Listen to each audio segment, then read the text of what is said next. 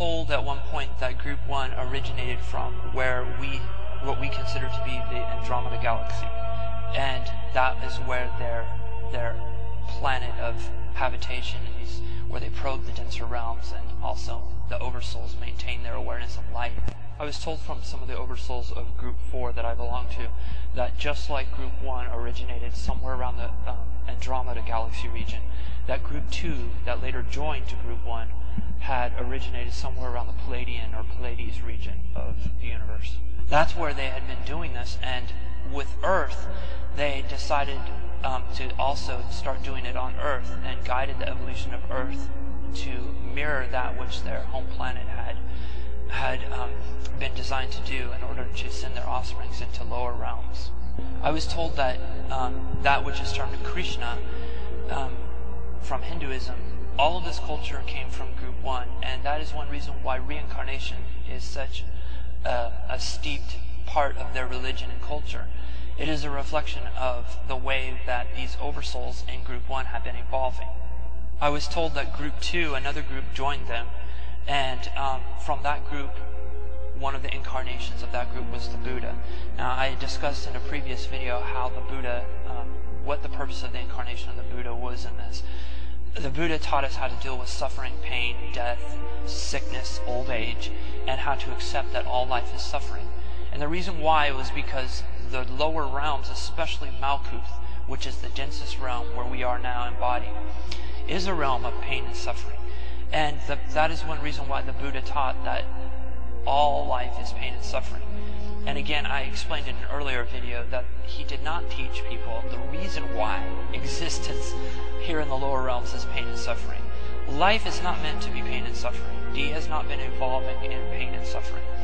Pain and suffering emerged only as these Oversouls began to probe the denser realms. And in these denser realms, we feel ourselves as more separate.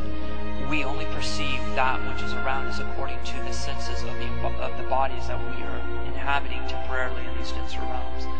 So we see ourselves as more separate, disconnected from one another, and in this sense of separation and in the experiences of old age, death, and sickness, we see life as suffering. And the Buddha came into Malkuth, the lowest realm, to teach his group primarily about all pain in life is suffering. Accept it and just deal with it. Be consciously aware of it and just know that life is suffering. But again, he didn't tell people why life is suffering. Life is not meant to be suffering. And this is something the Oversouls know. That's one reason they do not embody the lower realms, nor experience them firsthand. They do not desire that. They just desire the curiosity and knowledge of the lower realms, because the lower realms are suffering. And they want to know what suffering feels like, but they don't want to suffer themselves. And that is the whole reason of reincarnation. And that is why they have guided the evolution of Earth and the evolution of their own planet in lower realms to create these embodiments of which their soul offspring could be procreated and then experience the suffering for them. And then upon their death, again, be drawn up into a tunnel of light, focused back up into a tunnel, back into the presence of the Oversoul, who never has to do it itself. Again, I want to reiterate that the four groups, the 73 souls, and especially Group 1, who has been doing it for billions of years, they are the ones who began this evolution of through reincarnation. And they are the ones who've been practicing this for billions of years, I've been told. I don't know the exact number, but they have been practicing it for billions of years, and as such, they lost a sense of innocence and have developed very much of an indifference.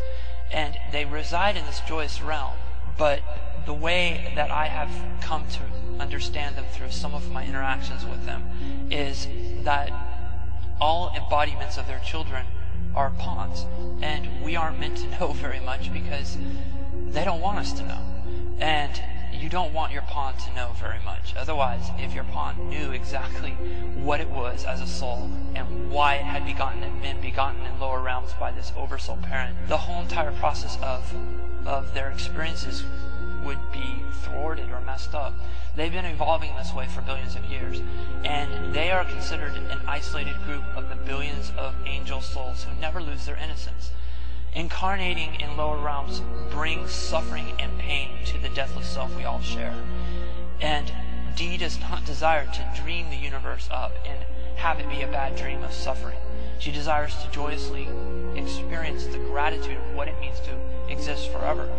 And their practice of reincarnation has brought pain to the self, and the memories of the pain that has been brought back to them through their offspring that they have incarnated and reintegrated into their oversoul selves has also brought them a loss of sense of innocence.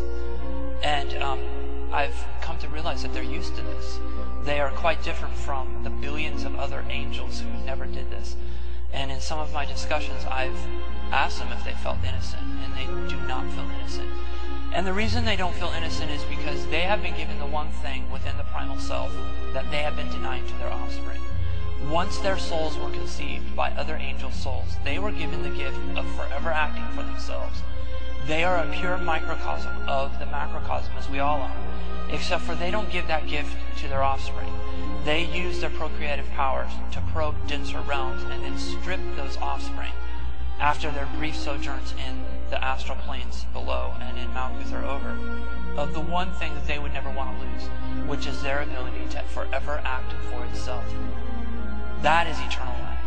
And that is what the angelic realm of the billions of souls that do not practice incarnation see as an abuse of the D essence by procreating offspring and using the essence of D in this manner, bringing suffering to the entirety of the primal self in the process that we all share, plus denying the one thing that these oversouls were given, eternal life to forever act for themselves within the Amen of time and space.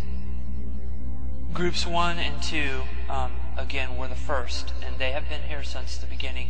I believe 65 million years, as soon as evolution reached a point where they felt that their embodiments, that they had been directing the course of evolution through animals and humans, finally reached what they wanted to inhabit and embody for their offspring.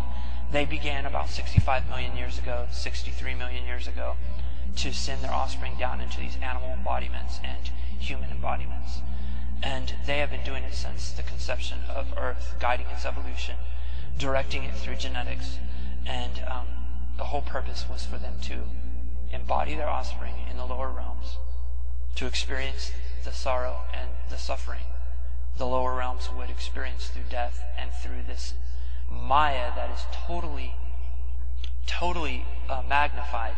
Maya is the illusion of duality, and we experience it intensely the denser the realms of embodiment that their offspring inhabit.